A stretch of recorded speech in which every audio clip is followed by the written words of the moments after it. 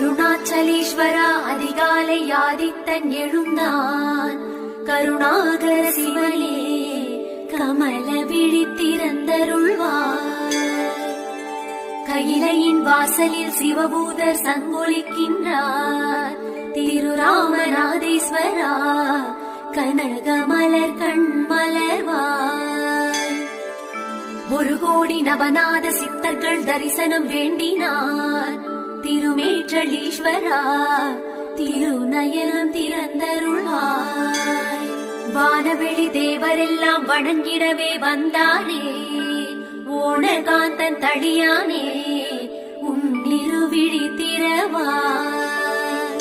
திருப்பார்குடங்கள் யமகிங்கரர்கள் சுமந்து வந்தார். திருகாலீஸ்வரா தருணமிலே கண்மலர்வாய். அரங்கான